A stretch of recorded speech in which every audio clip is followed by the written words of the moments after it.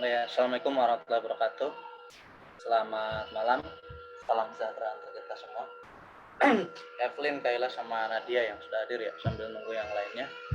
Materi hari ini kita akan belajar tentang ketenaga kerjaan. Tadi udah berapa tes. Ya memang soal UTBK kelihatannya mudah, tapi ada beberapa pengertian yang jadi kita susah dan membedakan ya, misalnya angkatan kerja dan usia kerja gitu, atau suka ada kerjanya apa nih, mahasiswa, kamu mahasiswa kerjaan, terus suka ditanya ibunya kerjanya apa, ibu rumah tangga. Nah, ibu rumah tangga itu pekerjaan atau bukan gitu? Ya pekerjaan pak, atau kita membuat KTP tuh pasti ditanya ehm, kerjaannya apa gitu, saya masih pelajar gitu, pelajar mahasiswa, itu bukan pekerjaan ya. Jadi nanti ada usia kerja, ada angkatan kerja, ada pengangguran, itu harus dibedakan. Jadi dari segi ekonomi, pengangguran itu tetap sesuatu yang merugikan ya. Dari segi identitas, ada beberapa yang masuk usia kerja, tetapi tidak disebut menganggur gitu. Jadi kalau kerjaan kalau ibu rumah tangga itu menganggur ya, bukan, itu bukan juga menganggur, bukan juga bagian dari pekerjaan yang disebut formal ya. Jadi itu adalah bukan angkatan kerja gitu. Jadi istilahnya bukan angkatan kerja. Kita akan mengenal lebih dalam terkait beberapa pengangguran gitu ya. Pengangguran itu di semua negara ada, tetapi jenis-jenis dan penyebab seperti apa kita akan belajar hari ini. Kita mulai aja ya. Jadi intinya hari ini lumayan seru materinya nih tentang ketenaga kerjaan ya. Yang pertama, suka ada istilah begini. Oh, itu perusahaan salah tuh, apa, mempekerjakan anak di bawah umur. Nah, kita harus tahu nih, jangan anak di bawah umur yang disebut bekerja itu umur berapa? Tingkat SMP, tingkat SD atau SMA, atau umur berapa? 17, 16 atau 15, itu ada undang-undang aturannya ya. Jadi yang disebut mempekerjakan anak di bawah umur, kadang-kadang suka ada kasus begitu kan. Nah, itu ada undang-undangnya.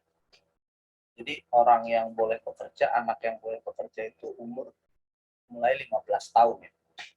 Jadi usia produktif itu 15 tahun. Kira-kira misalnya SMP gitu ya, SMP kelas 9, tapi SMA kelas 10 itu dianggap tingkat SMA itu sudah boleh secara undang-undang. Kalau misalkan dia bekerja, tinggal memilih yang di bawahnya sampai ke bawah itu di bawah usia kerja gitu kira-kira ya. Jadi kita akan belajar, ini peta konsepnya. Jadi yang harus dipahami ini peta konsep dari yang pertama banget.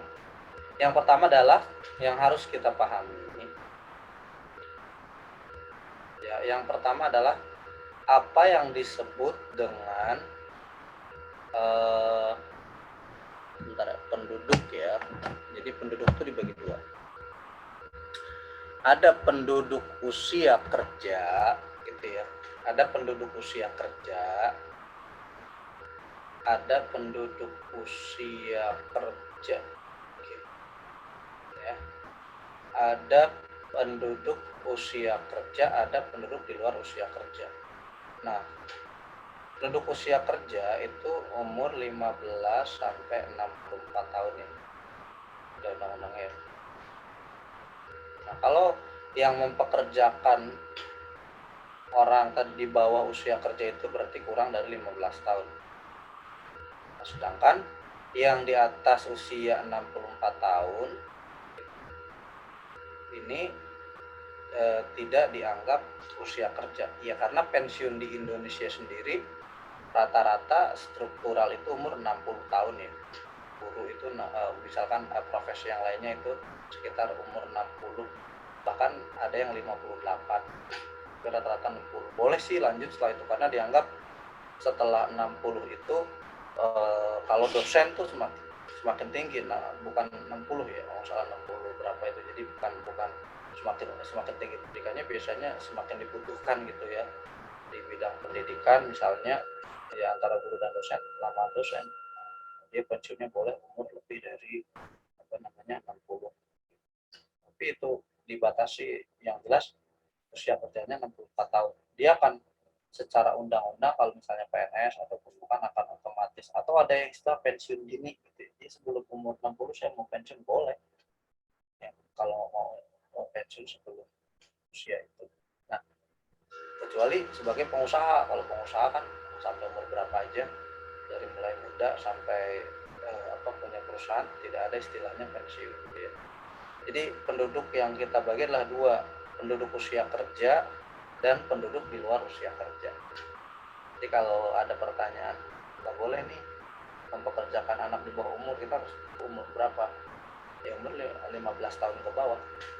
Tapi kalau mempekerjakan orang di atas usia kerja sih agak jarang ya, karena kan rata-rata orang juga pensiun istirahat gitu kan, menikmati masa senja atau pensiunnya ya. Ada bentuknya MC ngomong cucu gitu, jadi menemani cucunya gitu ya. Nah, ini kita harus bahas dulu yang pertama usia kerjanya ya. Kemudian di usia kerja itu ya ada yang namanya satu angkatan kerja, ini harus dipahami lagi. Satu angkatan kerja, yang kedua bukan angkatan kerja. Jadi orang yang berumur atau penduduk yang berumur 15 sampai 64 tahun dibagi dua. Ada yang angkatan kerja, ada yang bukan angkatan kerja. Saya udah umurnya 17 tahun, Kak, 18 tahun. Tapi kan saya nggak bekerja gitu. Ya berarti masuknya bukan angkatan kerja. Satu, ya, yang sedang bersekolah berarti tingkat SMA atau kuliah gitu ya. Yang kedua ibu rumah tangga gitu, karena ibu rumah tangga ini artinya bukan angkatan kerja. Tapi kalau istilahnya di KTP pekerjaannya apa, ibu rumah tangga, nggak apa-apa untuk penulisan legalitas, tapi itu bukan suatu pekerjaan yang disebut menghasilkan gitu ya. Jadi nanti yang dihitung adalah kalau di pendapatan nasional kan ada istilahnya gaji pendapatan. Nah, lain-lain ini bisa apa saja gitu. Misalnya dosen ini dia kuliah lagi, mahasiswa S1, S2. Nah, dia dosen cuti nggak nih gitu kan. Kalau misalkan cuti berarti dia bukan angkatan kerja karena jadi sekolah lagi, seperti itu ya. Jadi tapi kalau misalnya dia masih dapat gaji dan memang akhirnya masih mengajar, ya berarti dia masih berprofesi, dia masih angkatan kerja. Yang jelas lain-lain ini bisa saja bukan angkatan kerja ini adalah yang selain sekolah, pendidikan atau ibu rumah tangga, tetapi memang keadaannya yang bersangkutan adalah tidak bekerja gitu kan, tidak bekerja atau tidak mencari pekerjaan aja gitu kan. Jadi tidak bekerja atau tidak mencari pekerjaan, tapi punya status dari bukan angkatan kerja ini gitu. Jadi dia punya uang gitu kan, tidak harus mencari pekerjaan dan bekerja. Bisa disebut juga kan sebenarnya wirausaha atau pengusaha atau yang lainnya. Yang jelas mereka tidak bekerja atau sedang mencari pekerjaan. Ya clear ya, ini yang sekolah, mahasiswa, ibu rumah tangga ya, atau mahasiswanya bisa S1, S2 gitu. Yang jelas dia orang tersebut bukan angkatan kerja.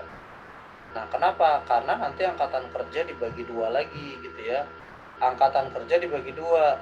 Ada yang bekerja itu spesifik memang ya, bekerja ini satu bekerja, atau yang kedua sedang mencari pekerjaan alias menganggur. Jadi dari angkatan kerja tersebut yang berumur 15 sampai 64 ada yang sedang bekerja atau ada yang belum beruntung, belum bekerja sehingga menganggur. Ya, mencari pekerjaan itu kan artinya menganggur, itu kan artinya mencari pekerjaan gitu ya. Kemudian ya yang bekerja pun dibagi dua ya, ada yang bekerja full time gitu ya, penuh waktu, ada yang bekerja kita sebut freelance lah, setengah menganggur gitu. Nanti ini ada istilahnya yang unik adalah pengangguran terselubung dengan setengah menganggur, itu hal yang berbeda ya. Jadi kalau ada istilah pengangguran terselubung itu nanti unik tuh, ini pengangguran, atau ada yang disebut pengangguran sukarela gitu, ada juga. Mau punya duit banyak kan ngapain dia misalkan bekerja bisa, atau intinya pengangguran itu jenisnya banyak ya. Tapi yang akan dibahas dan suka keluar di UTBK berdasarkan penyebabnya, yaitu nanti pengangguran karena keterampilan, voluntary ini yang tadi ya sengaja. Ada lagi teknologi, ada musiman, ada struktural karena perubahan struktural, ada friksional, ada siklis atau konjungtural, nanti ada. Ini baru beberapa. Ya, jadi kalau yang bekerjanya penuh full, bekerja penuh itu hitungan berapa sih undang-undangnya? Kalau 5 hari 7 jam ya, 7 dikali 5 hari itu 30 jam. Maka ketika di atas itu disebut lembur. Tidak semua otomatis jadi lembur, jadi akhirnya nanti dibuat sedemikian rupa secara undang-undangnya di atas itu tambah jam lembur, nanti tergantung kesepakatan dari perusahaan. Jadi secara undang-undang yang bekerja penuh itu kira-kira 1 minggunya 35 jam. Karena ada beberapa orang yang part time ya, jadi misalnya kerjanya 3-2, berarti 3 hari masuk, 2 hari libur. Misalkan di kayak security atau bagian-bagian di hotel yang event-event yang sifatnya mereka itu tidak setiap hari harus ngantor gitu ya. Apalagi sekarang WFH tidak terlihat siapa yang bekerja dan tidak, karena ada job tuh. Dia diem aja di rumah bikin banyak tuh, dicurigai punya tuh parah banget. Jadi karena beberapa orang anggap dia di rumah aja nggak kerja, tapi kan di rumah juga bekerja gitu. Apalagi yang sekarang rame misalnya orang kan mengenalnya ternak sapi gitu kan, ternak kambing, ini ternak uang kan, Bitcoin kan lagi rame nih. Di negara-negara lain boleh, kok di Indonesia belum boleh aturannya gitu kan, lagi rame. Kenapa? Karena banyak yang menganalisis ternak uang itu atau Bitcoin ini aturannya belum ada, dan yang diternakan apa belum jelas cara aturannya. Di negara lain udah. Nah ini di rumah terus dia kan pakai komputer, bisa uangnya jadi bertambah, dia bisa-bisa saja. Jadi nanti yang disebut dengan setengah menganggur itu bisa berdasarkan pendapatannya atau produktivitasnya, atau tadi bisa menurut jenis pendidikan atau nanti pekerjaannya. Jadi kalau tadi ada freelance mahasiswa ya ini setengah menganggur, atau sebenarnya dia bagian dari bukan angkatan kerja, yang jelas rata-rata yang tidak penuh pekerjaannya, bisa karena pendapatannya kurang dari UMR ya kan, atau produktivitasnya tadi tidak sesuai dengan jurusan.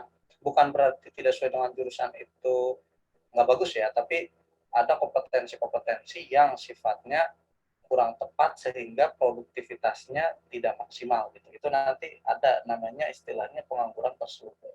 Nanti akan kita bahas ya. Oke, yang pertama, orang yang disebut menganggur itu ya yang pastinya orang yang tidak mempunyai pekerjaan. Yang orang tidak mempunyai pekerjaan atau sedang mencari pekerjaan. Jadi tidak punya pekerjaan atau sedang mencari, akhirnya dia menganggur. Karena nanti ada pengangguran yang disebut friksional. Oke, yang pertama, pengangguran itu berdasarkan penyebabnya. Ini ada konjungtur atau konjungtural atau siklis atau siklus. Ini juga menarik nih. Ada siklis, ada siklus. Ya, jadi konjungtural tuh sama siklis. Ini berdasarkan nanti situasi ekonomi. Ada pengangguran struktural berdasarkan struktur ya, struktur ekonomi. Ada friksional, ini yang disebut dengan pengangguran sementara karena ada misinformasi. Ada musiman karena musim, ada teknologi karena teknologi, ada voluntary, sengaja dia menganggur. Nah kalau berdasarkan sifatnya ada yang terbuka, ada yang setengah menganggur, ada yang terselubung. Kita akan pelajari satu-satu. Ini menarik nih yang saya bilang setengah menganggur sama terselubung ini, kita akan cek apa definisinya. Yang pertama, berdasarkan tadi penyebabnya ada pengangguran struktur, musiman sama voluntary, langsung aja deh. Nah, yang pertama pengangguran berdasarkan sifatnya tadi juga sudah oke, langsung aja. Nah, yang disebut siklis, kayak ini kita bahas. Pengangguran yang disebut siklis atau siklus ya, atau konjungtur atau konjungtural itu sama ya. Jadi pengangguran yang diakibatkan oleh perubahan tingkat kegiatan ekonomi. Kira-kira begini sederhananya. Jadi perekonomian itu kan kadang naik, kadang turun, naik lagi, kadang turun lagi, kadang naik lagi, kadang turun lagi. Baik perekonomian secara nasional ataupun secara individu perusahaan. Itu namanya siklis ya. Jadi biasanya itu pada saat di bawah sini ada satu perusahaan yang akhirnya mem-PHK karyawannya. karyawan kan, PHK, pemutusan hubungan kerja. Gitu. Jadi pengangguran siklis ini pengangguran yang karena permintaan, ya spesifik ya, permintaan terhadap produk tersebut, barang tersebut itu permintaannya atau demand-nya ini turun. Soalnya begitu ya, demand-nya turun. Maka akhirnya mereka efisiensi mengurangi dari yang namanya tenaga kerja mereka. Contoh yang paling sederhana ya, kenapa ada iklan Mas Pion terus-menerus setiap hari kan? Cintailah produk-produk Indonesia Mas Pion. Ada mulai dari apa? Kipas angin, magicon, kemudian lampu macam-macam. Nah, artinya apa? Kalau kita tidak membeli produk Mas Pion, akhirnya kita membeli produk yang lain dari luar negeri, maka permintaan terhadap produk Mas Pion tersebut berkurang. Akhirnya barangnya tidak terjual, mereka akan mem-PHK karyawannya karena barangnya tidak laku. Ya, seperti itulah pengangguran siklis. Jadi situasi yang menyebabkan permintaan terhadap barang tersebut kurang, nggak laku lah gampang, akhirnya mereka mem-PHK gitu. Ya, misalkan Nokia itu mem-PHK ribuan karyawan ya karena Nokia kalah gitu dengan Samsung, ya kan, iPhone dan lain-lain. Iya, itu adalah pengangguran siklis. Jadi siklus situasi perekonomian dari produk tersebut permintaannya kurang. Misalnya sekarang lagi COVID ini sebenarnya bisa dianggap struktural atau siklis ya. Kalau secara keseluruhan ya secara struktural orang permintaannya akan turun karena itu secara semua secara kesehatan kurang tenaga kerjanya di PHK karena permintaannya berkurang. Tapi secara menyeluruh entah penyebabnya misal COVID atau gangguan alam atau lainnya, jelas permintaannya itu berkurang terhadap produk tersebut. Ya, jadi yang sering terjadi istilahnya nanti di siklus itu PHK karena pengurangan dari tenaga kerja efisiensi. Sederhananya begitu ya. Nanti cara mengatasinya ada salah satunya dengan tadi mendorong permintaan. Salah satunya dengan ya, cintailah produk-produk Indonesia dan seterusnya. Akhirnya supaya orang membeli produk tersebut sehingga tidak menganggur gitu. Atau misalnya kemarin Pak Jokowi meresmikan ya di sirkuit ya yang untuk balapan. Nah itu kan menggunakan semuanya produk Indonesia dari helm, jaket. Kita diarahkan untuk membeli tersebut. Asumsinya kalau itu sudah jadi perusahaannya, kalau kita tidak membeli atau orang yang berkurang, maka mereka akan mem-PHK. Itu siklis nanti kalau permintaan berkurang. Nah, pengangguran struktural. Nah, pengangguran struktural ini karena perubahan struktur ekonomi suatu negara ya. Seringnya itu adalah dari pertanian ke industri gitu. Sehingga tenaga kerja bidang pertanian tidak dapat bekerja di bidang karakteran. Nah, contohnya adalah misalnya Meikarta gitu ya, Meikarta di Karawang. Daerah ini awalnya adalah banyak pertanian gitu ya, banyak pertanian. Tapi lama-lama berubah jadi gedung gitu, jadi kotak, jadi gedung tingkat. Akhirnya petaninya itu tersingkir. Nah, ketika petaninya tersingkir karena level di situ adalah ya blue collar worker lah, pekerja keras tidak mampu masuk ke area Meikarta ini, entah jadi misalkan driver atau jadi sekedar OB atau apa, dia pun tidak bisa masuk, udah berarti menganggur. Ini adalah disebut pengangguran struktural. Jadi karena perubahan struktur ekonomi dari pedesaan ke perkotaan atau dari agraris ke industri, itu pasti akan menimbulkan pengangguran. Atau kadang-kadang ada soal pengangguran struktural itu adalah bisa disebut juga pengangguran karena struktur pendidikan ya. Jadi misalnya lowongannya S1, kalau dia masih SMA, ya nggak bisa gitu. Akhirnya dia menganggur dan belum ada lowongan lulusan SMA. Itu struktur pendidikan membuat dia menganggur, nggak mungkin dia bisa kerja orang lowongannya satu. Seperti itu. Jadi itu lowongannya harus S2.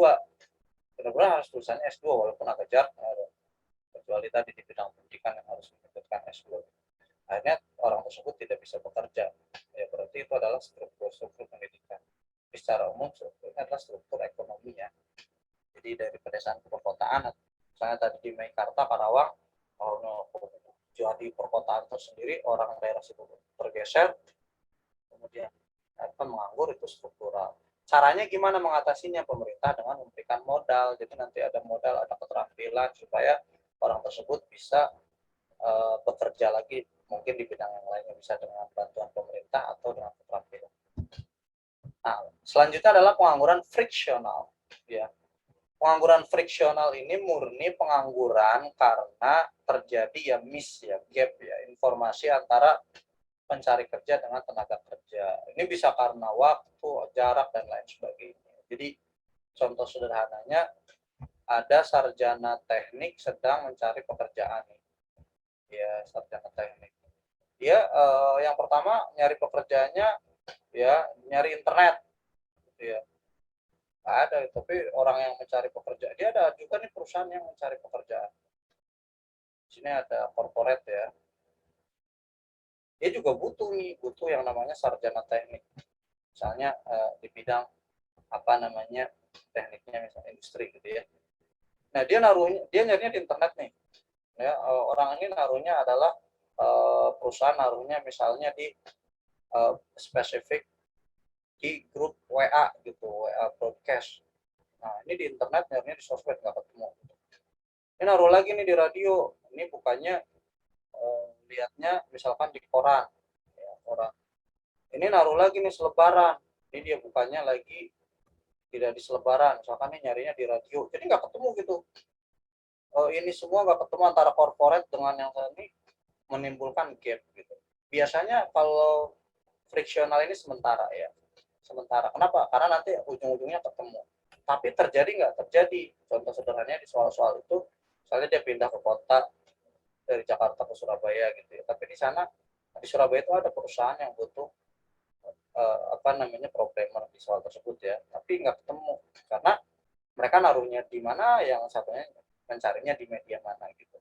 Biasanya ini bersifat sementara dan cara mengatasinya dengan mengadakan yang sering kita lihat adalah seperti job fair, ya, job fair ataupun karir kerja gitu ya. Maka ada beberapa aplikasi nanti kalau udah lulus S1, misalnya karir.com atau jobsdb itu menggunakan aplikasi itu, CV kita ditaruh di situ, ntar para pencari kerja itu ngeliat nih CV ini kemampuan ini, sertifikat ini gitu, di searching ketemu, atau kita searching sendiri kita mau lowongan apa di mana. Nah, itu salah satunya untuk mengatasi pengangguran friksional. Jadi banyak website ya perantara gitu antara yang mau mencari kerja dengan yang menawarkan pekerjaan. Karena nanti kalau miss atau ada gap terjadi yang disebut dengan pengangguran friksional, dan ini bersifat sementara. Friksional itu contoh sederhananya misalnya kita di pendidikan itu suka ada bursa pendidikan ya. Jadi misalnya kamu nanti ada acara kampus gitu kan, dari kampus dari luar negeri misalnya datang ke Indonesia mencari mahasiswa untuk beasiswa. Ada juga anak yang nyari beasiswa di luar negeri tapi nggak ketemu karena yang satu mengiklankan di mana, yang satu nyarinya di mana. Itu contoh dari friksional, artinya ada yang terjadi kesenjangan atau gap ya antara pencari kerja dan yang membutuhkan pekerjaan. Friksional. Selanjutnya pengangguran musiman. Gampang kalau musiman, terjadi karena musim ya. Musim itu macam-macam gitu, bisa petani menunggu panen gitu ya, atau apa namanya nelayan tidak bisa melaut karena badai. Itu mau gimana lagi, itu namanya musiman. Jadi karena musim ya dia menganggur. Cara mengatasinya gimana? Biasanya dengan keterampilan. Jadi bisa dengan keterampilan. Atau di soal tersebut orang-orang yang jualan 17 Agustus gitu kan, pernak-pernik ya, ketika tidak 17 Agustus dia tidak jualan berak, jualan apalagi ya, jualan yang lainnya gitu. Maksudnya kalau bisa dikasih keterampilan sehingga benar-benar tidak jualan pas 17 Agustus saja gitu ya.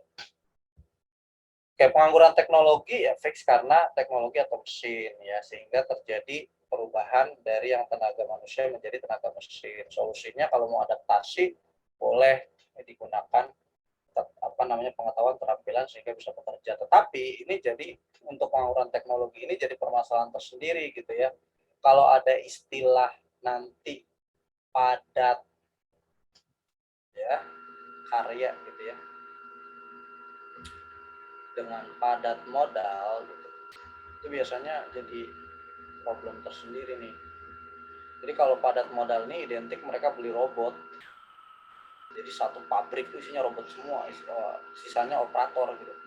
Ya orangnya nggak bisa kerja, tapi kalau padat karya diharapkan di situ robotnya jangan terlalu banyak, jadi orang sekitar bisalah bekerja untuk sekedar packing atau apa. Ini jadi pemerintah maunya padat karya supaya orang bisa bekerja di perusahaan itu.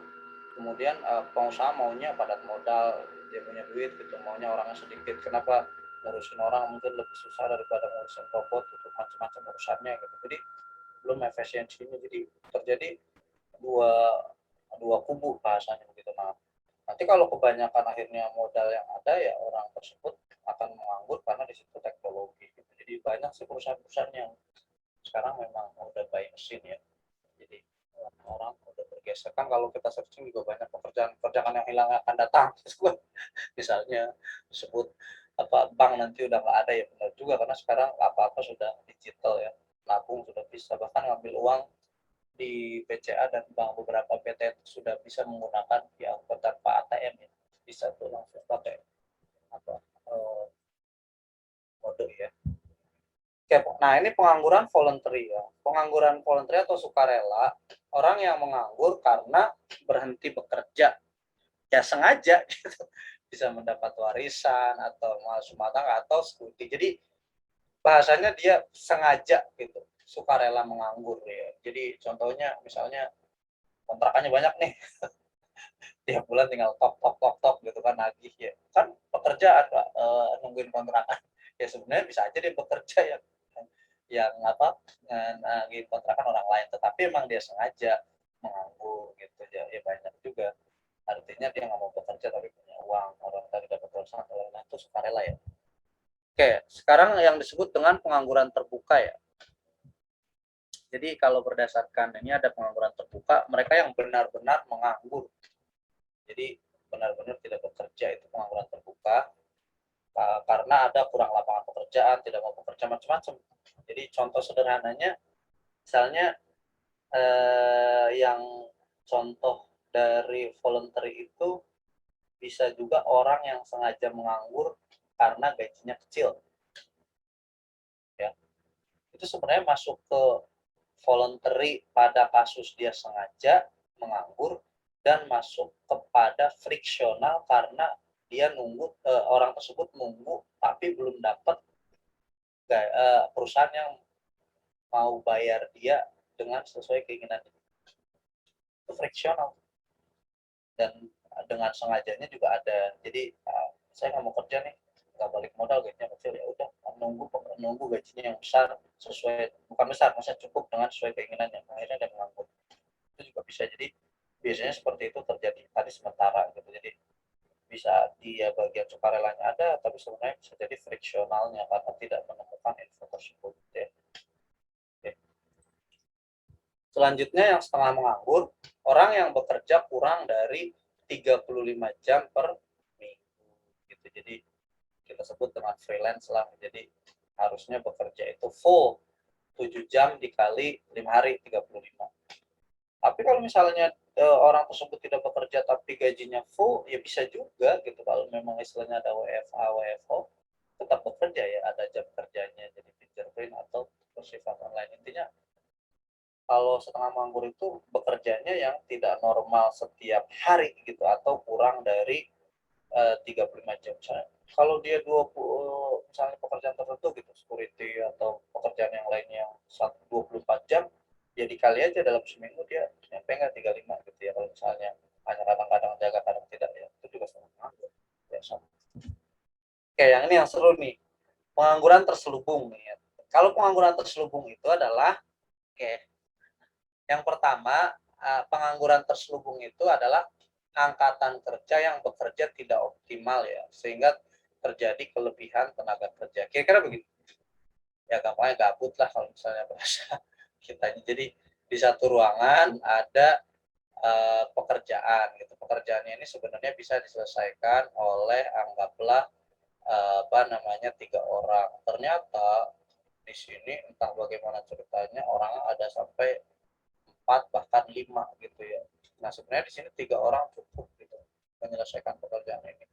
Akhirnya yang 2 orang ya, atau dari mereka ini berkurang secara optimalnya sehingga disebut dengan pengangguran terselubung gitu. Jadi sebenarnya mereka tidak terlalu diperlukan. Nah, di perusahaan itu akhirnya ada efisiensi untuk mengurangi pengangguran terselubung seperti ini. Jadi dipangkas sampai akhirnya benar-benar ya tadi terjadi PHK bisa karena memang efisiensi atau memang perusahaan nggak punya uang untuk mengurangi ini. Jadi di sini 5 orang gitu kan, banyak kan yang harusnya ini. Gitu. Nah, atau ini sebenarnya ada ukuran yang tidak optimal di luar kelebihan tenaga kerja ya. Ada satu contoh kasus UTBK itu begini. Misalnya orang tersebut adalah gini kasusnya. Dokter dengan sekretarisnya gitu kan. Kalau misalnya secara kecepatan mengetik pasti administrasi berkantor itu lebih cepat ya. Tetapi dokter akhirnya melakukan pekerjaan yang memang harus dilakukan karena tidak ada sekretarisnya gitu ya. Nah, berarti ada orang-orang yang tidak sesuai dengan pekerjaannya gitu ya. Nanti dokternya bukan berarti pengurus tersebut tidak, tetapi pekerjaan itu sebenarnya bisa dilakukan oleh orang lain, kemudian dia akan melakukannya. Nah, pengangguran terselubung itu kira-kira ada tadi kebidanan atau misalnya kalau dokter agak jarang ya, misalnya kesehatan yang dia bekerjanya itu sebenarnya sebagai administrasi gitu. Jadi tapi kompetensi dia itu bukan di administrasi, aslinya di kesehatan.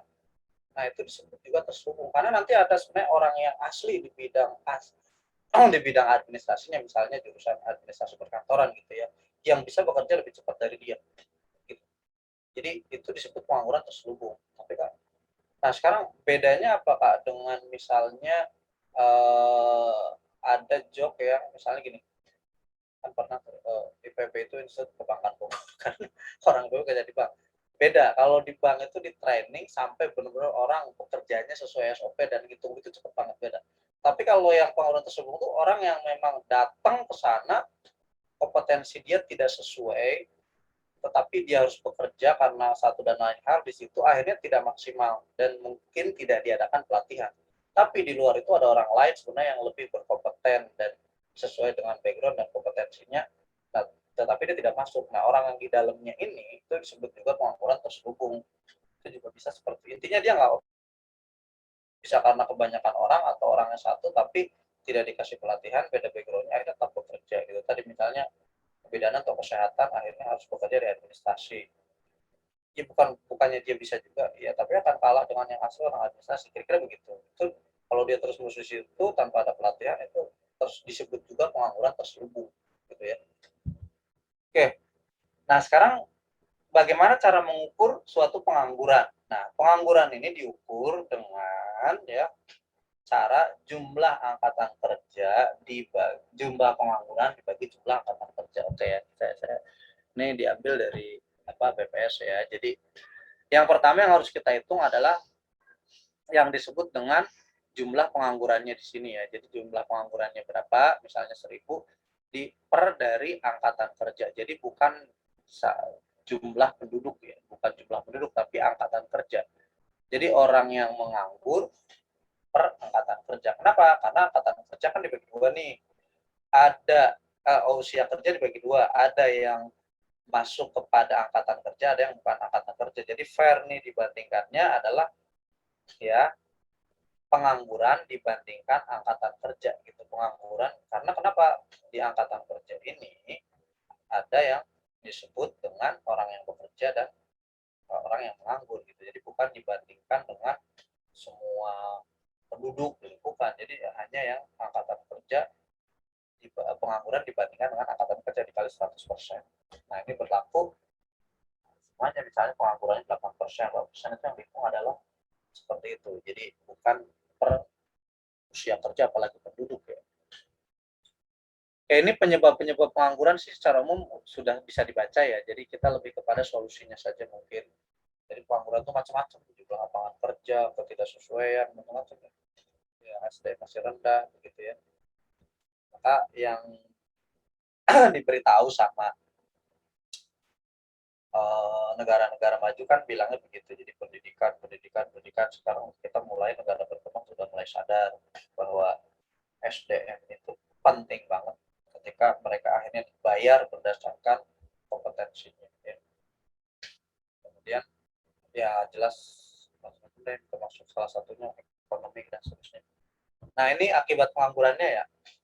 Jadi kalau ditanya pengangguran itu mengakibatkan apa? Salah satunya ke pendapatan nasional, ke sosial, ya, karena kan terjadi kriminal dan seterusnya. Jadi secara umumnya pasti dari ya, kemiskinan, daya beli menurun sampai kepada pertumbuhan ekonomi.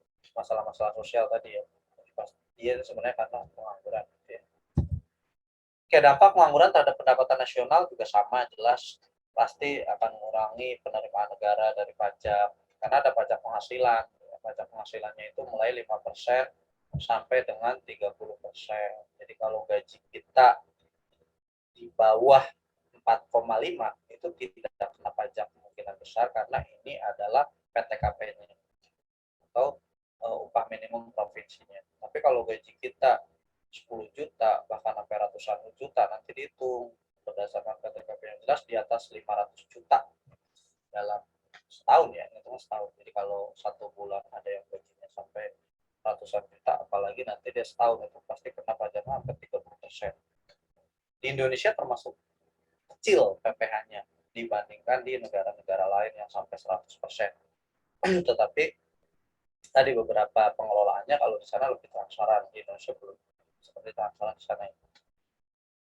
Kalau psikologis jelas ya, ini minder dan seterusnya ini umum lah ya. Nanti kalau sebenarnya ketika menganggur itu dampak biaya sosialnya lebih tinggi, gitu. Keamanan, biaya medis dan lain-lain. Nah, cara membatasi pengangguran secara umum ini secara umum pastinya adalah lapangan pekerjaan, bimbingan, gitu, PLK tadi pendidikan ya. Dulu wajib belajar 6 tahun, 9 tahun, jadi 12 tahun. Cukup S1, sekarang harus S2, gitu kan, misalnya. Jadi kita semakin banyak sadar pendidikan itu mengurangi pengangguran juga. Dan penyalahgunaan penyebaran tenaga kerja, pengembangan produktivitas umumnya.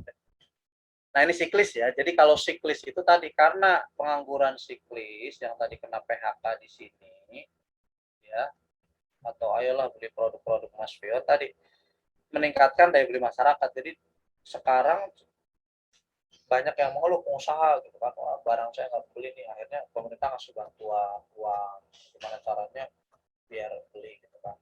Nah ini ada yang disebut mengarahkan permintaan, misalnya visit Indonesia, we love Indonesia, macam-macam gitu. Jadi kita produk-produk Indonesia karena kita harus membeli produk kita sendiri. Kalau produk kita tidak dibeli, akhirnya pabrik tersebut ditutup dan akan kena PHK. PHK itulah yang akan menjadi pengangguran siklis. Kemudian bisa juga kita membuka pasar baru di luar negeri. Akhirnya karena memang produksinya tidak laku di Indonesia, kenapa nggak dijual di luar gitu. Yaitu cara mengatasi siklis. Nah, kalau cara mengatasi pengangguran struktural tadi seperti kasus Meikarta, di satu daerah ini ada petani gitu kan. Kemudian dari agraris berubah kepada industri. Nah, ini cara mengatasinya adalah tadi bisa dikerjakan dengan pendidikan atau pelatihan. Yang tadinya petani di sini tidak mampu misalkan menjadi driver aja, belajar nyetir mobil gitu kan, akhirnya nanti bisa masuk ke kawasan itu.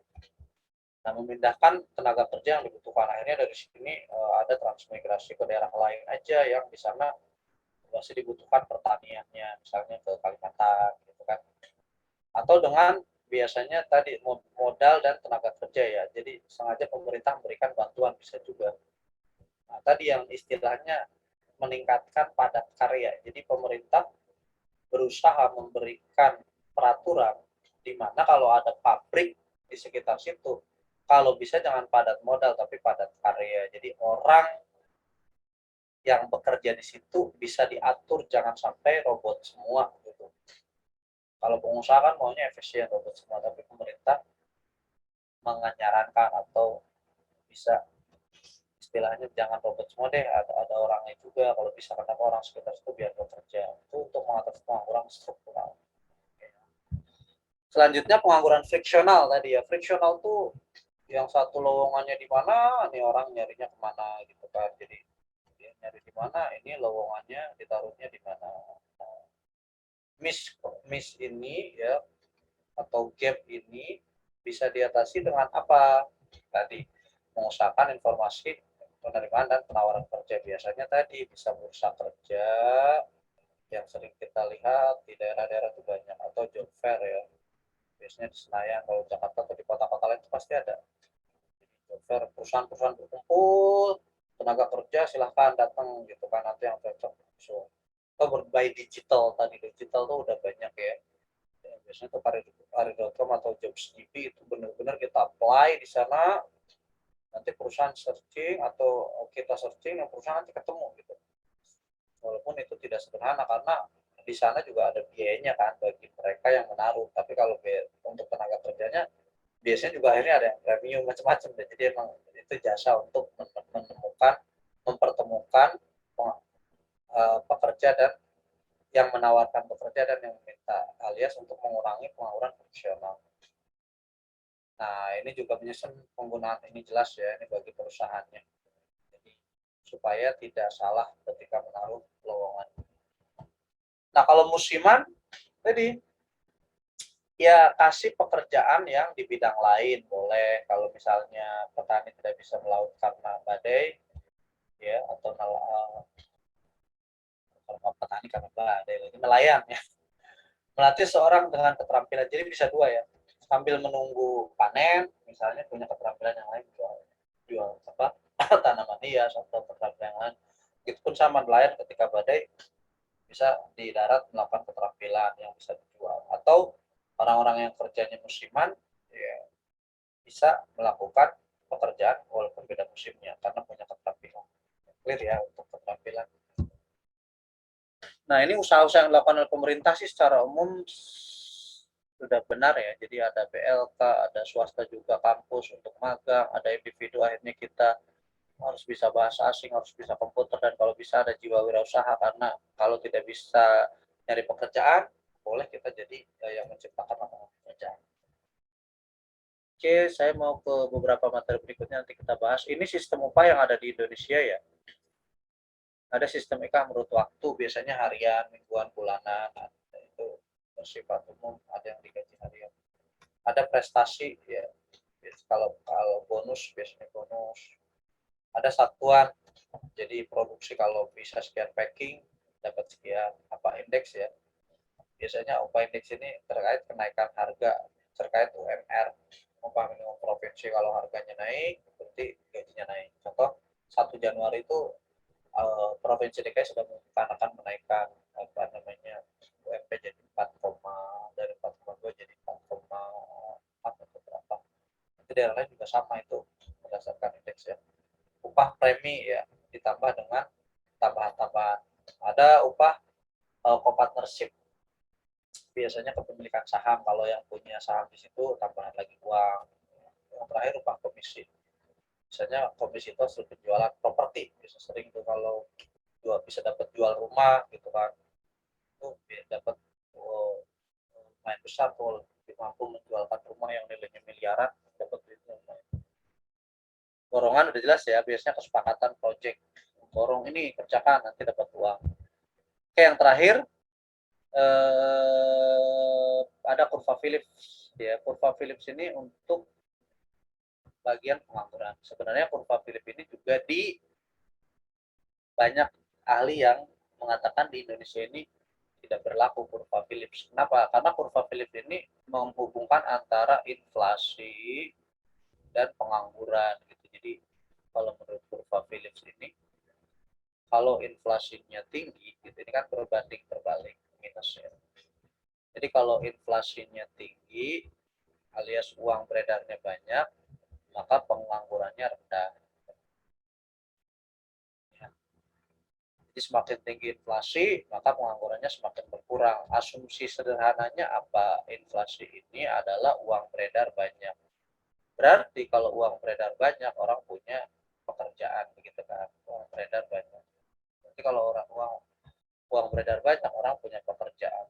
Tetapi yang dilihat bukan kenyataannya, tidak seperti itu, gitu kan? Yang mengkritik kurva Phillips ini, kenapa? Saat inflasi tinggi, ya penganggurannya juga tinggi, karena akhirnya pengangguran ini bukan karena berdasarkan uang banyak ini, bisa juga faktor lain gitu. Jadi kalau ini melihatnya uangnya banyak, oh berarti orang punya punya pekerjaan, jadi berarti penganggurannya rendah gitu. Jadi seperti kurva permintaan berbanding negatif, penganggurannya tinggi, ya berarti inflasinya rendah, atau inflasinya tinggi, penganggurannya rendah ya. Yang terakhir, kalau kita melakukan ya penawaran, oke ini yang menarik. Kalau kita masyarakat mencari pekerjaan itu namanya masyarakat meminta bekerja atau menawarkan bekerja. Jadi ya masyarakat itu menawarkan bekerja. Maka ketika yang terjadi dari kurva permintaan, pergeseran kurva permintaan ini saat ya, misalnya di sini ya, permintaan terhadap tenaga kerja, penawaran tenaga kerja, kemudian ada kenaikan permintaan terhadap tenaga kerja, itu gajinya akan naik dari W1 ke W2. Jadi permintaan ini dari siapa nih? Dari perusahaan ya. Jadi perusahaan ini melakukan permintaan ya, jadi kenaikan ini, maka gajinya itu akan naik. Kira-kira sederhananya begini. Bisa apa nih? Saya bisa ini, bisa itu. Ya udah, saya minta gajinya tinggi ya, oke, naik gitu. Jadi kalau semakin banyak kompetensinya dan dibutuhkan banget oleh perusahaan, otomatis dia bisa bergaining, gitu. Pasti gajinya akan naik. Atau sebaliknya, akhirnya terjadi penurunan dari permintaan, akhirnya karena banyak yang melamar, ya udah siapa aja yang bisa bekerja, akhirnya gajinya diturunin gitu, karena terjadi penurunan dari permintaan ya.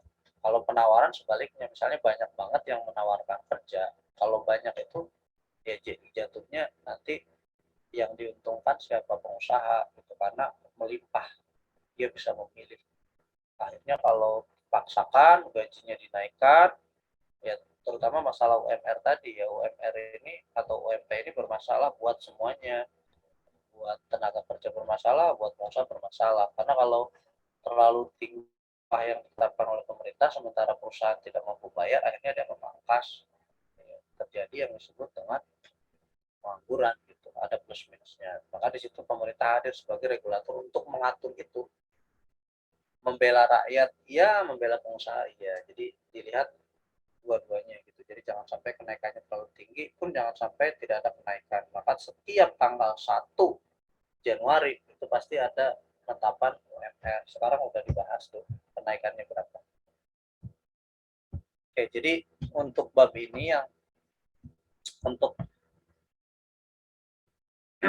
dari semua penyampaian tadi, kita harus bisa membedakan antara angkatan kerja ya, angkatan kerja versus bukan angkatan kerja ya, sama dengan bukan angkatan kerja, itu beda. Angkatan kerja. Nah, di angkatan kerja ini ada yang bekerja, ada yang menganggur kan. Nah, yang menganggur ini atau pengangguran, inilah yang dibahas banyak gitu. Ada pengangguran friksional, ada pengangguran konjunktural, ada pengangguran musiman, ada pengangguran yang lain. Jadi maksudnya kalau yang udah bekerja adalah teman, nah pengangguran ini harus dibuat sedemikian rupa konsep agar berkurang. Oke, sekarang kita kalau ada pertanyaan nggak terkait konsepnya sebelum kita bahas? Mungkin tadi saya kejebak Kak, kok soal-soalnya maksudnya seperti itu, maksudnya seperti itu gitu ya. Ada yang mau bertanya konsepnya dulu sebelum ke pembahasan soal? Kak, mau tanya Kak. Ya, ada ya, kita bahas soalnya aja. Ini nomor 1 sama nomor 10 nggak ada yang benar gitu ya, salah semua. Emang susah ini soal. Coba cek nih. Ada yang mau jawab ini nih? Siapa mau coba nggak ini tadi? Intan dulu deh, Intan. Intan tadi jawab apa atau apa? Kejebaknya di mana?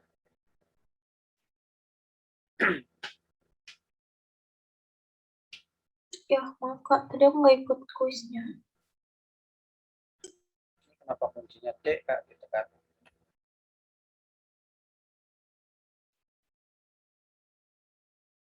Halo Intan. Atau Evelyn ada nggak Evelyn? Ada, Pak. Halo? Ada ya? Oke, kita bahas. Nih, coba yang Aceh. Angkatan kerja adalah orang yang termasuk usia kerja. Ini sebenarnya benar, ada salahnya di mana coba? Ada yang enggak?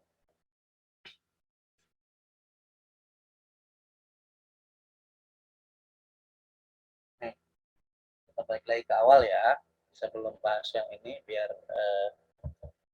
mengerti. Jadi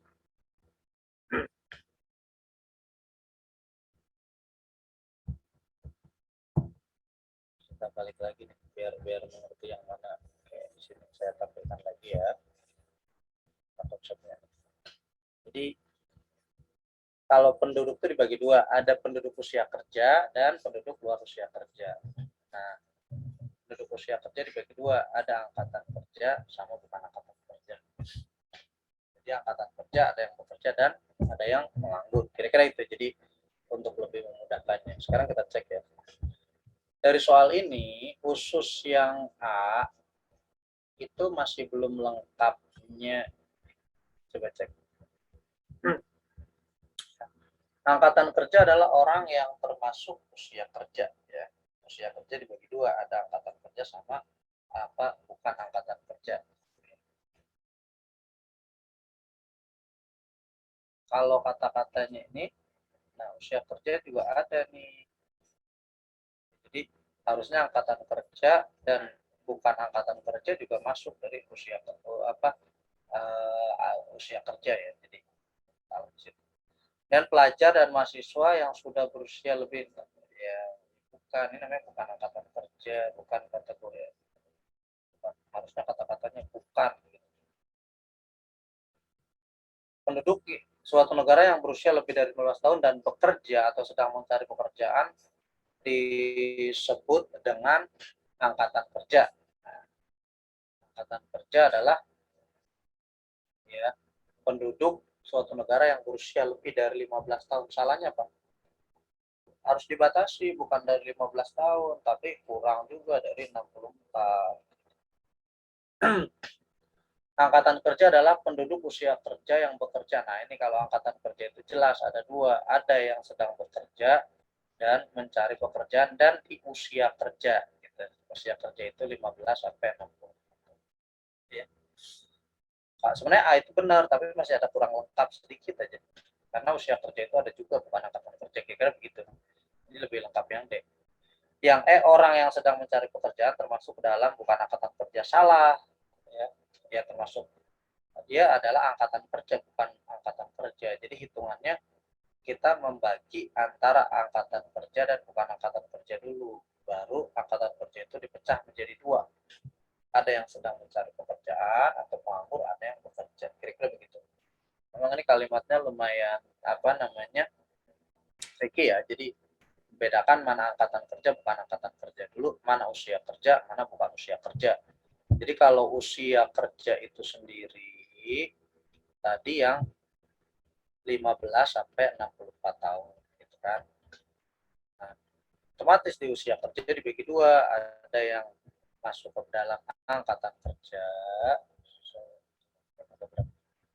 ada yang masuk angkatan kerja, ya, ada yang bukan angkatan kerja.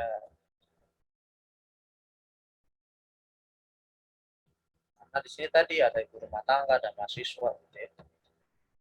Jadi kalau angkatan kerja pasti di usia kerja gitu ya, bukan di luar. Kayak nomor ini nih, nomor yang C ini salahnya kan di atas 15 tahun, tapi kan harusnya di bawah 64 gitu. Kekurangannya di situ. Clear ya ini, karena ini kalimat banget udah kayak bahasa Indonesia nih. Udah kayak definisi ya. Untuk soalnya seperti ini. Jadi kalau tentang tenaga kerjaan kita belajar lagi. Oke, lanjut ya. Nah, ini penduduk yang semakin bertambah sedangkan pekerjaan yang tersedia tidak berimbang dengan jumlah penduduk, maka terjadi pengangguran. tingkat pengangguran dirumuskan. Jadi kalau tingkat pengangguran itu dirumuskan dengan yang jelas jumlah penganggurannya dibandingkan dengan angkatan kerja tapi dikali 100%. Bukan cuma jumlah penduduk. Jumlah penduduk itu ada yang baru lahir gitu kan di bawah angkatan kerja, ada yang lewat dari angkatan kerja gitu kan. Jadi yang ada kaitannya jumlah penduduk udah salah banget cara menghitungnya gitu. Oh, yang A. Nih yang A itu kan angkatan kerja adalah orang yang termasuk usia kerja. Pernyataan ini benar. Ya. Tapi kan usia kerja bukan hanya angkatan kerja gitu. Jadi ini sebenarnya kalimat yang A dan D itu dua-duanya benar. Gitu. Tapi saya mengambil kesimpulan bahwa yang paling benar dan lengkap tidak ada celah salahnya yang D. Kalau yang A itu harusnya jawabannya angkatan kerja dan bukan angkatan kerja gitu. ada bukan, karena yang usia kerja itu ada juga bukan angkatan kerja nih. Gitu. Kira-kira seperti itu. Kalau saya melihatnya, ini kalimatnya udah benar banget Kak. Iya benar, tapi kan kalau dibalik usia kerja itu ada juga bukan angkatan kerja, kira-kira. Nah kalau ini kalaupun dibalik udah benar semua nih. Angkatan kerja adalah penduduk yang usia kerja, yang bekerja dan mencari pekerjaan. Udah apa namanya? Jadi posisinya dari sini dipecah gitu ya. Jadi angkatan kerja itu orang yang bekerja atau sedang mencari pekerjaan tapi di usia kerja fix lengkap udah.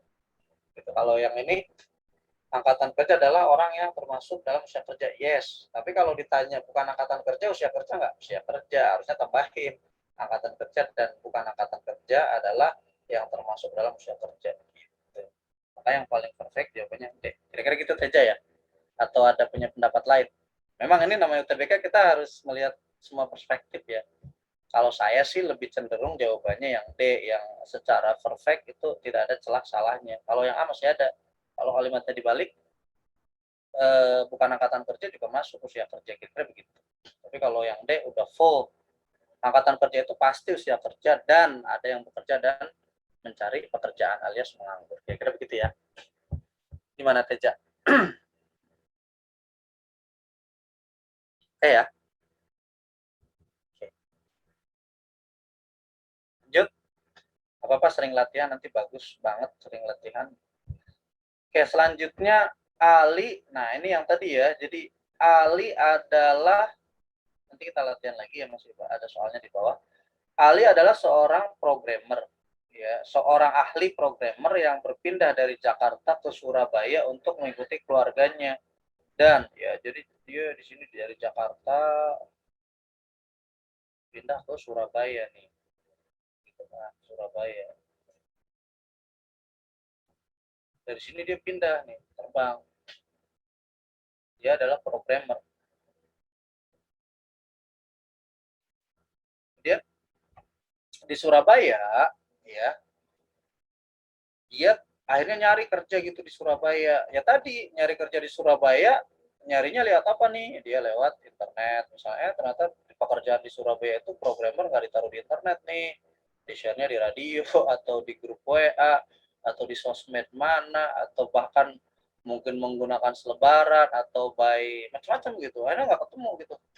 Nah, tidak ketemunya karena dia baru datang ke Surabaya, dia belum tahu wilayah situ segala macam gitu kan, akhirnya dia menganggur. Jadi menganggurnya ini bersifat sementara, ini namanya friksional gitu. Jadi kalau friksional itu bersifat sementara, kalau siklikal tadi karena siklus, kalau terselubung karena kurang optimal gitu ya, tidak optimal, terselubung tidak optimal. Beda dengan setengah menganggur. Kalau setengah menganggur orang yang kerja kurang dari 35 jam. Pengangguran musiman karena musim. Ya, struktural karena perubahan struktur ekonomi. Ini banyak benar sih kalau yang ini. Memang yang nomor 1 tuh yang tricky banget, teman nanti nomor 10 nih. Nomor 10 ini kita akan coba bahas. Nah, ini sama nih, Pak Anto terkena PHK karena perusahaan tidak mampu menutup. Nah, tadi nah, Pak Anto kerja di mana nih gitu kan.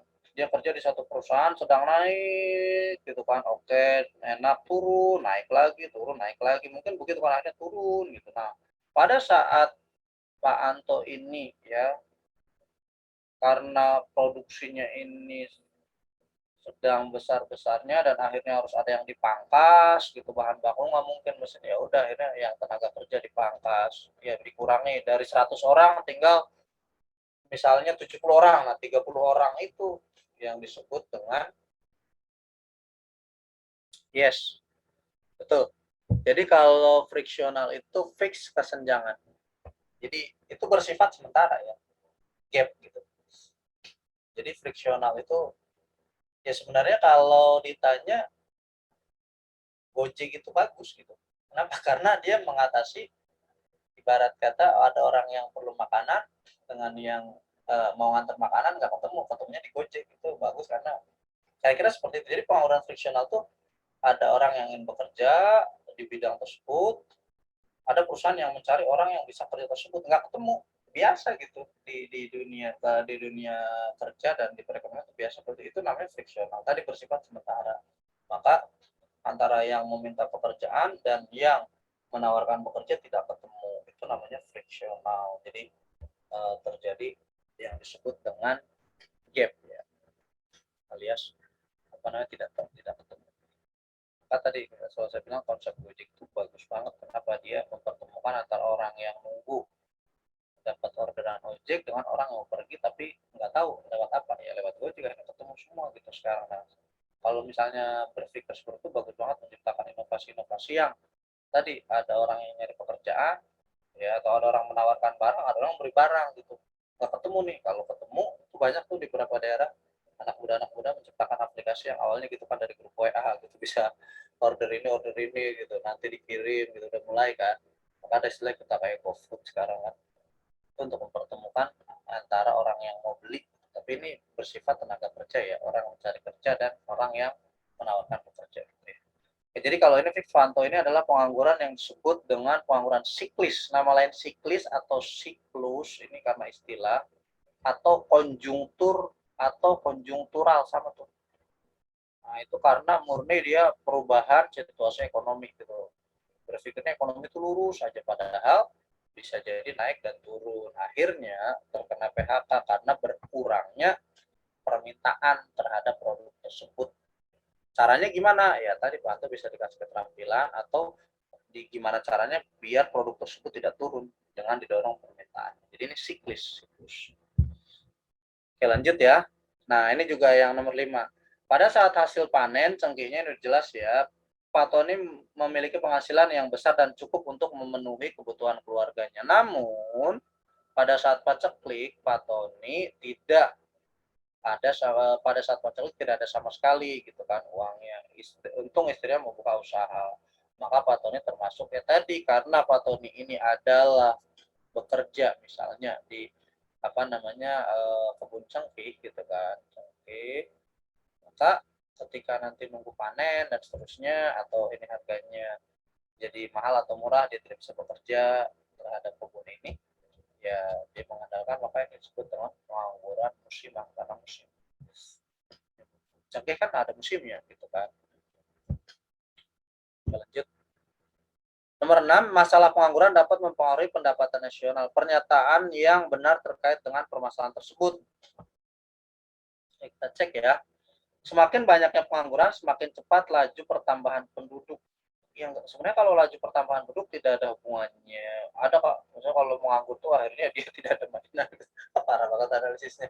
Jadi akhirnya orang apa namanya tidak bekerja gitu, akhirnya jadi banyak gitu kan penduduknya. Itu nggak logis lah, nggak bisa secara langsung di ilmiah lah. Tingkat kriminalitas cenderung meningkat sehingga mengurangi pertumbuhan ekonomi. Ya, bukan mengurangi pertumbuhan ekonomi ya.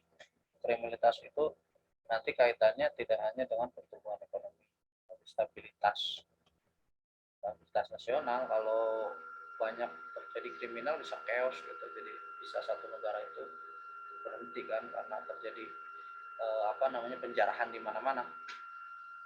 Meningkatkan pengangguran akan menyebabkan meningkatnya pengangguran akan meningkatnya, ya ini salah dong, ya harusnya menurun ya.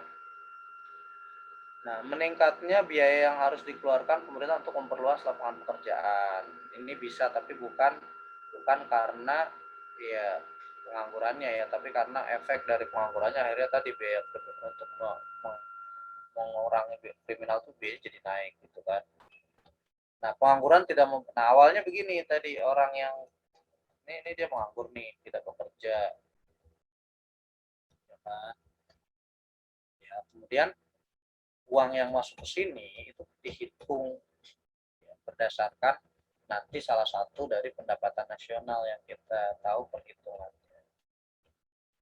Pendapatan nasional itu salah satunya dengan metode pendapatan. Metode pendapatan ini menghitung yang namanya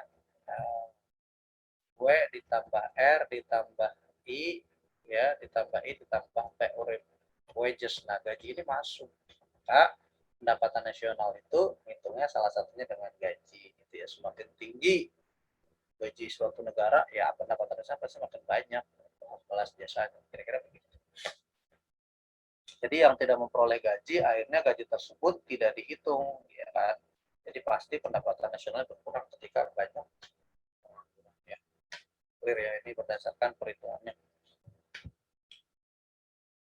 Nah, berikut termasuk pengangguran konjungtur tadi. Sebenarnya saya tahu Kak, tapi baru konjungtur sama dengan siklis. Yes, gitu ya. Jadi siklus itu sama atau konjungtur.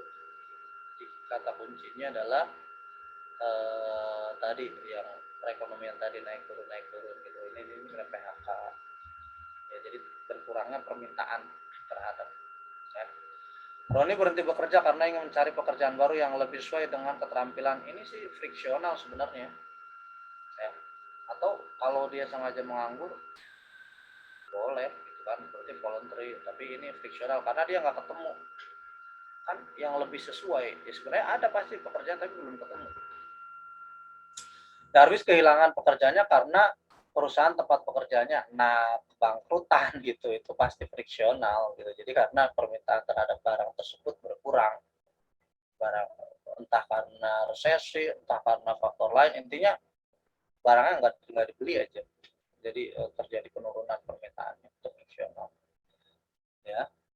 Farhat tidak dapat bekerja karena ingin melanjutkan pendidikannya. Nah, ini masuknya apa? Kalau dia ini masuknya jadi bukan angkatan kerja. Kalau disebut pengangguran, ya pengangguran sukarela lah, voluntary gitu ya, voluntary. Atau kalau bisa dimasukkan ke bukan angkatan kerja, karena kenapa? Karena melanjutkan studinya. Tadi kalau kayak kasus dosen yang kuliah lagi, nah kita lihat nih volumenya, apakah dia benar-benar tidak mengajar, jadi mahasiswa full, ya berarti dia bukan angkatan kerja lagi kan, jatuhnya adalah pelajar walaupun dia sudah dosen karena melanjutkan S3. Tapi kalau misalnya masih mengajar, ya dia masih dapat gaji dan seterusnya. Dia masih tetap adalah tidak termasuk pengangguran, juga tidak termasuk pengangguran kerja, masih bekerja gitu. Dilihat lebih kepada kasusnya. Tapi kalau ini jelas-jelas berhenti nih, ya ini kalau berhenti bisa, kalau kita mau masukkan bukan angkatan kerja boleh, atau dia menganggur kalau voluntary secara sukarela, sedangkan dia aktivitas lebih kepada bukan angkatan kerja. Kalau ini akhirnya karena dia kuliah sih, itu aja bedakannya ya.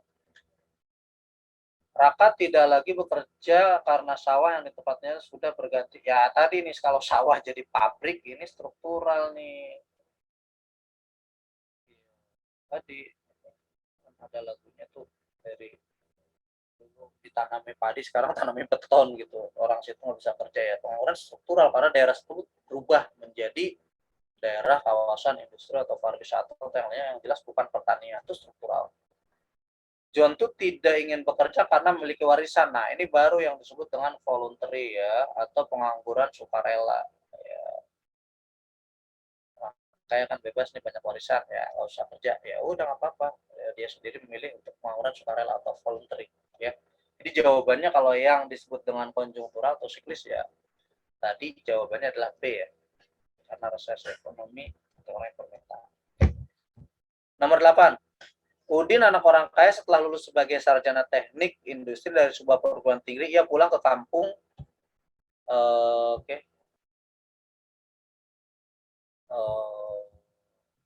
Pengangguran bukan, saya itu bukan pengangguran terbuka ya. Kalau pengangguran terbuka itu dia tidak punya profesi sebagai ya, atau dia tidak punya kegiatan kuliah. Kalau ini kan kuliah, beda.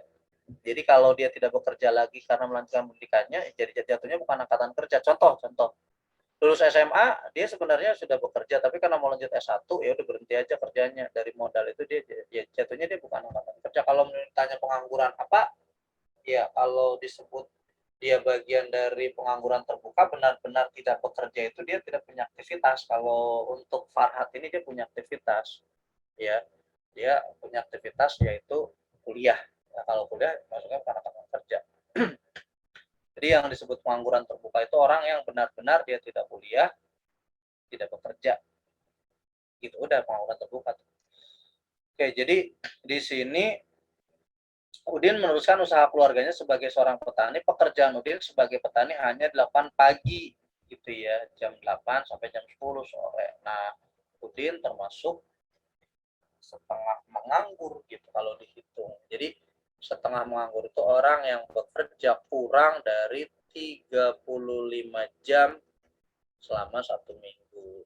Ini kalau dihitung Udin ini kerjanya gitu ya itu 3 kemudian ditambah dengan ini kurang dari 7 jam ya, jadi per harinya 9 10 ya, jadi 3 ditambah berapa nih 3 ya 6 kurang 7 jam lah, kurang dari 7 jam.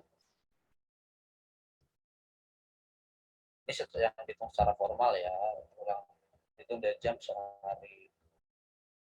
Ini disebut setengah menganggur, bukan struktural, bukan friksional. Kalau pengangguran terbuka benar-benar dia menganggur ya, atau bukan juga pengangguran terselubung, karena kalau pengangguran terselubung intinya tidak optimal ya pekerjaan. Jadi ini lebih kepada penganggur setengah menganggur karena berdasarkan jam kerja dia. Nah, tadi clear ya, kurva Phillips menghubungkan tentang apa inflasi dan pengangguran. Kalau ini ya, yang lainnya ini tidak ada kurvanya, ini enggak ada. Oke, kita ke nomor 10, ambil siap-siap latihan lagi. Oke, nomor 10 ini kasusnya. Ini sebelum saya masukkan ke kurvanya ya. Jika pemerintah menetapkan upah minimum regional di atas upah yang seharusnya terjadi, gitu ya.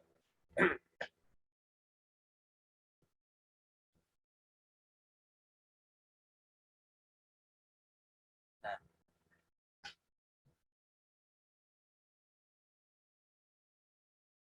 di atas ya. Jadi dari kesepakatan terjadi upah yang terjadi ini, oke, ini supply ini demand-nya ya. Jadi posisinya adalah yang di sini adalah gajinya ya. Nah, kalau gaji 4 juta gitu kan, 10, ternyata pemerintah menaikkan upahnya di atas ini. Misalnya UMP-nya tadi harusnya yang berlaku 4 juta. Tapi ditetapkan oleh pemerintah gitu ya. UMP dari pemerintah provinsi misalnya 4,2 juta. Nah, efeknya ini akhirnya pastinya apa? Yang senang nanti gitu ya. Jadi 4.200.000 kita akan lihat nih seperti ya. Memang gajinya akan naik, tetapi nih dari segi permintaannya itu akan berkurang. Permintaan itu siapa sih? Perusahaan yang minta gitu. Ini perusahaan. Nah, penawarannya akan senang nih si individunya atau masyarakat sebenarnya senang karena gajinya dinaikkan, tenaga kerjanya senang deh. Tapi hati-hati, terjadi pengurangan sini ya dari 10 ke 8 orang. Akhirnya pasti karena pemerintah tuh perusahaan itu korporat tidak mampu membayar selisih 200-nya dikali 1.000 tenaga kerja misalnya, dia akan mengurangi nih ke sini. Jadi kalau ngurangnya terjadi pengangguran, kira-kira begitu. Kalau kenaikan upah ya gitu ya.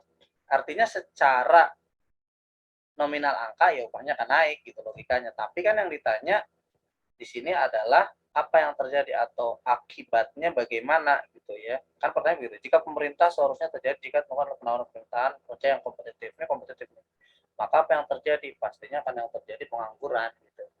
Jadi kalau jawabannya kenaikan pendapatan itu linier, saya ulangi lagi ya, kenaikan pendapatan itu linier dengan kenaikan upah. Nah, nggak mungkin jawabannya ada dua nih. Gitu.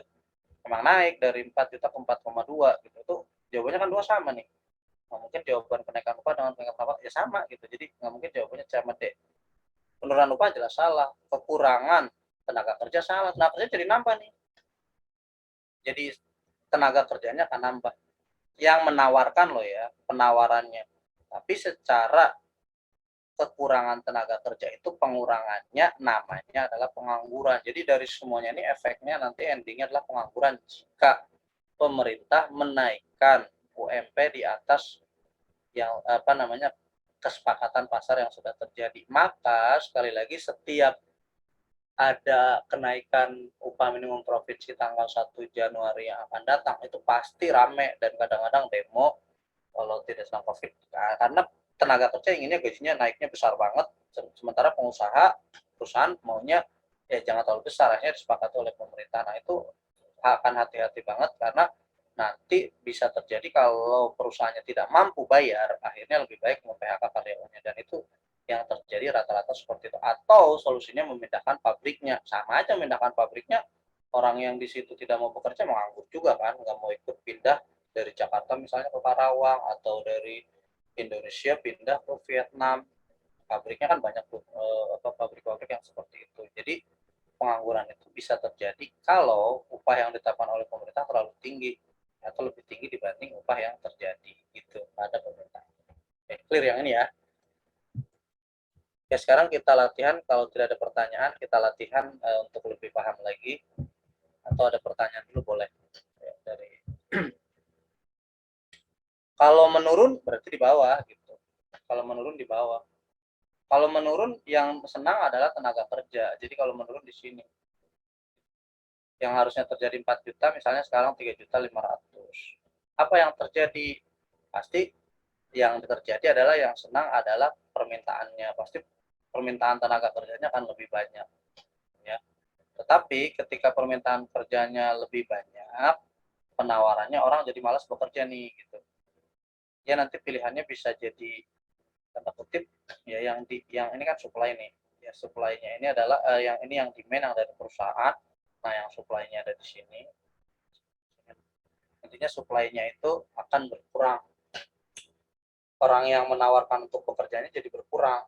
Kalau di bawah ini, di bawah upah yang sesungguhnya, kenyataannya nggak ada ya. Jadi pastinya akan naik, upah itu akan naik terus-menerus. Jadi kalau misalnya ditetapkannya dari upah yang disepakati, itu pasti akan terjadi satu, secara realnya adalah protes. Tapi kalau secara ekonominya, nanti yang diuntungkan adalah pengusaha gitu. Jadi dia berusaha untuk merekrut sebanyak-banyaknya, terjadi kelebihan dari penawaran ya. terjadi kelebihan dari permintaan tenaga. Jadi dia akan berusaha open rekrutmen besar-besar karena gajinya murah. Tapi itu nanti akan dilihat apakah masyarakatnya benar-benar butuh uang. Dengan segitu kalau butuh ya diambil, kalau enggak cuma terjadi penawaran aja. Jadi kira-kira seperti itu. Gajinya akan turun, secara gaji akan turun. Ya, apakah terjadi pengangguran? Tidak terjadi pengangguran gitu ya. Karena di sini upahnya lebih murah, pasti lowongan kerjanya makin banyak gitu. Makin banyak lowongan kerjanya. Tapi tinggal masyarakat ini mau ngambil yang mana gitu. Ketika masyarakatnya memang punya uang, ya dia nggak ngambil.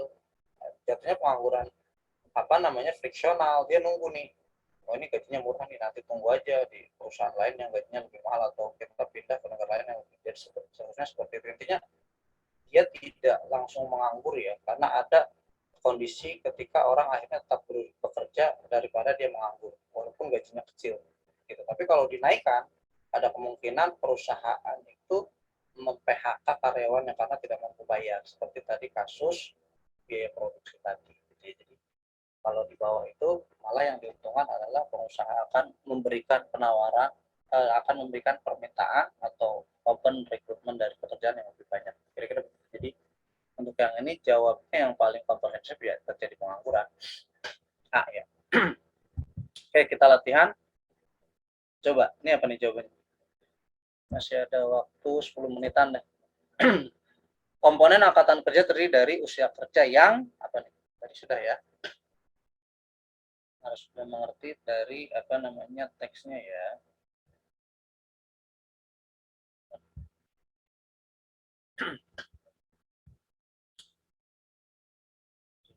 Yang udah jawab, yang lain juga boleh. Angkatan kerja itu pasti penduduk yang ya, 19 angkatan kerja itu pasti adalah ya penduduk yang bekerja dan ya betul ya semuanya. Kita jawab betul, bekerja dan menganggur. Sekali lagi, yang bersekolah, ibu rumah tangga secara macam-macam itu adalah bukan angkatan kerja ya. Kata-katanya ini adalah bukan angkatan kerja. Maka kita sekarang udah paham pekerjaannya apa, sekolah, pekerjaannya apa, mahasiswa, pekerjaannya apa, rumah tangga secara ekonomi itu bukan angkatan kerja. Tapi karena di Indonesia harus ada legalitas di KTP, pasti ditanya tuh pekerjaan apa. Kadang-kadang mahasiswa pekerjaannya atau ibu rumah tangga. Nah, masalah kalau secara KTP, tapi secara perekonomian itu namanya bukan angkatan kerja. Gitu. Karena kalau angkatan kerja itu adalah orang yang usia kerja, yang bekerja atau menganggur karena sedang mencari pekerjaan. Clear ya? Lanjut. Ini apa nih? Berikut yang tergolong pengangguran. Ini jelas ya kalau ini ya. Coba. Ini tapi sederhana biar paham. Ibu rumah tangga, mahasiswa, pedagang kaki lima, petani, orang yang baru PHK sedang mencari pekerjaan. Oke, ini jelas ya. Oke, semuanya benar. Ini gampang ya. Jelas ibu rumah tangga itu bukan pengangguran, bukan juga bekerja, tapi bukan angkatan kerja ini. Pedagang kaki lima kan punya pekerjaan. Nah, ini ya PHK. Ini tadi sudah nih, belum. Tadi apa nih? Yang Agustusan tadi. Penjual pernak-pernik saat Agustusan sangat laku menjualnya, sedangkan di bulan biasa menganggur lagi. Hari ini pengangguran apa tadi? Ingat nggak? Pengangguran karena apa? Oke, rata-rata betul ya. Ya karena musim setelah 17 Agustus ya dia tidak bisa jualan lagi. Betul, musiman. Ini PHK tadi sudah ya. Pasan PHK gitu. Kalau PHK ya tadi penganggurannya pasti pengangguran apa? Siklis ya atau siklus. Ya betul banget. Rata-rata betul ya. Ada yang coba saya cari soal yang lain ya. Yang beda. Nah ini masih mirip dengan yang tadi, tapi minimal dari perspektif yang berbeda. Pengangguran yang dilibatkan oleh gelombang naik turunnya kehidupan perekonomian. Konjunktural, siklis, struktural, musiman, atau normal. Pengangguran apa?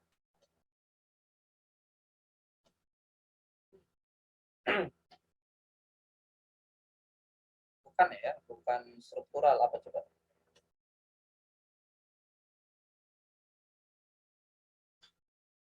Jadi kalau gelombang turun kehidupan perekonomian itu termasuk friksional ya, termasuk konjunktural ya. Jadi tetap konjunktural baik dari segi individu perusahaan ataupun secara nasional. Kalau struktural ini murni perubahan satu daerah gitu ya, yang berubah dari agraris ke misalnya industri gitu ya. Kalau ini tetap friksional, jadi naik turunnya kehidupan perekonomian itu saja terjadi konjunktur ya. Coba nih, setelah bekerja pada sebuah toko kue selama 3 tahun, Tio diberhentikan dari tempat kerjanya. Selanjutnya, Tio memutuskan untuk membuka toko kue sendiri. Keputusan Tio tersebut kira-kira sebabnya apa? Gitu. Satu, potensi laba yang cukup besar pada kue toko tersebut, besarnya permintaan kue, pemutusan PHK yang dialaminya, banyaknya pesaing. Nah, ini jelas nih. Jawabannya apa kira-kira?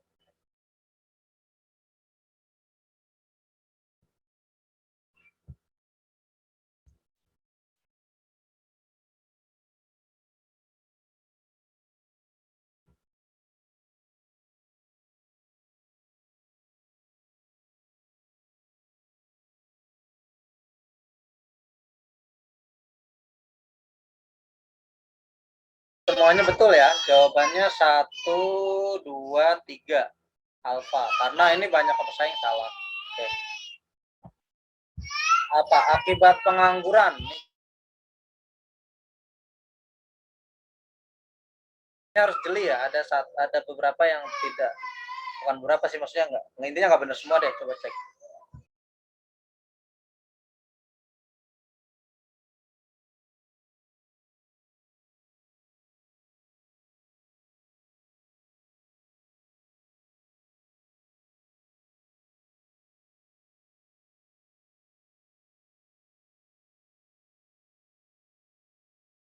Hanya betul ya. Jadi kalau akibat pengangguran tuh kestabilan pasti harga jadi naik ya karena kurangnya harga barang ya. Menurunnya pendapatan nasional. Nah, yang salah ini ketimpangan jumlah penduduk. Ini tidak ada hubungannya dengan pengangguran secara langsung gitu ya. Jadi yang paling ini adalah ini betul ya. Jawabannya A. 1 2 3. Oke, untuk hari ini kita cukupkan semuanya. Terima kasih, tetap semangat dan terus belajar ya, banyak belajar materi-materi lagi sampai nanti semua bab selesai. Tidak semua materi hitungan itu sulit, tidak semua materi teori ternyata gampang. Jadi dikombinasikan saja. Kalau masih teori-teori, pahami banget konsepnya dari segi definisinya, dari segi komponennya, dan hitungan juga rumusnya. Ini untuk materi ini sebenarnya tadi definisi dan juga istilah-istilah dan kita sudah paham. Oke, itu aja untuk hari ini. Terima kasih. Assalamualaikum warahmatullahi wabarakatuh. Selamat malam. Salam sejahtera untuk kita semua. Terima kasih, Kak. Ya, semuanya. Terima kasih, Kak.